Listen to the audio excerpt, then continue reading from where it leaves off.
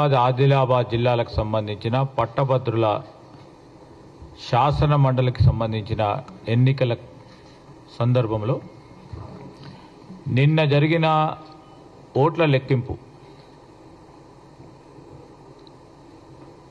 తదుపరి ఓటర్లు ఇచ్చిన తీర్పును గౌరవిస్తూ కాంగ్రెస్ పార్టీ అభ్యర్థి అయిన మా సోదరులు ఆల్ఫోర్స్ నరేందర్ రెడ్డి గారి అభ్యర్థిత్వాన్ని బలపరిచిన పట్టభద్రులందరికీ, అదేవిధంగా యావత్ కాంగ్రెస్ పార్టీ 4 జిల్లాలకు సంబంధించిన మా నాయకత్వానికి, క్రియాశీలకంగా పనిచేసిన మా కాంగ్రెస్ పార్టీ కార్యకర్తలకి, నాయకులందరికీ హృదయపూర్వకంగా మేము వారికి కృతజ్ఞత తెలియజేస్తా ఉన్నాం. ఫలితం ఏమొచ్చినా కానీ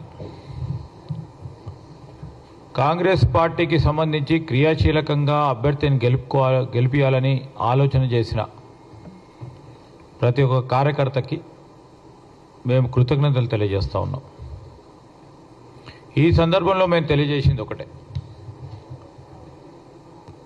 ఒకటి స్పష్టంగా కనబడతా ఉంది. పార్లమెంట్ ఎన్నికలకు సంబంధించి ఏ విధంగానైతే బీజేపీతోని మమేకమై బీఆర్ఎస్ నడిచిందో,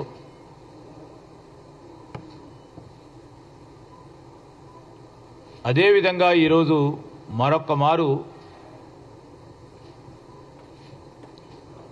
తీవ్ర ప్రయత్నం చేసి కాంగ్రెస్ పార్టీ అభ్యర్థిని ఓడగొట్టాలని బీఆర్ఎస్ నాయకత్వం యావత్తు మొత్తం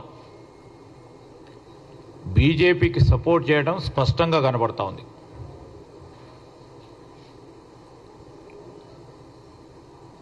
మొదటిగా బీఆర్ఎస్ పార్టీ వారి పార్టీకి సంబంధించిన అభ్యర్థిని నిలబెట్టలే. ఎందుకు నిలబెట్టలే? ప్రజలందరూ గమనించాలి.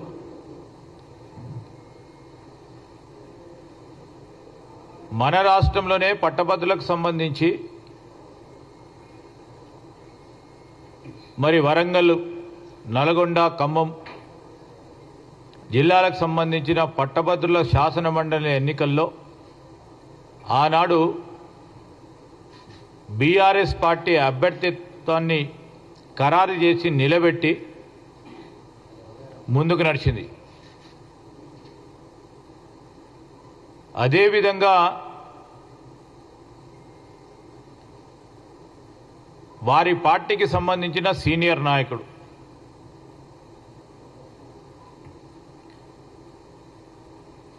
కరీంనగర్ ప్రాంతవాసి, మాజీ సివిల్ సప్లైస్ కార్పొరేషన్కు సంబంధించిన చైర్మన్,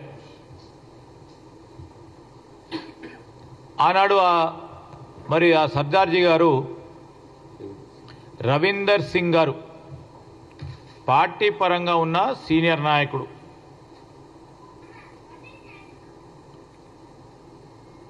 ఆయన నిన్న ఓట్ల లెక్కింపు కార్యక్రమం భాగంలో ఆయనకు వచ్చిన ఓట్లు చూస్తే ప్రత్యక్షంగా స్పష్టంగా టీఆర్ఎస్ పార్టీకి సంబంధించి వారి నాయకత్వం కేసీఆర్ గారు, హరీష్ గారు, కేటీఆర్ గారు ఇచ్చిన ఆదేశానం స్పష్టంగా కనబడతా ఉంది. మొత్తం రవీందర్ సింగ్ వచ్చిన ఓట్లు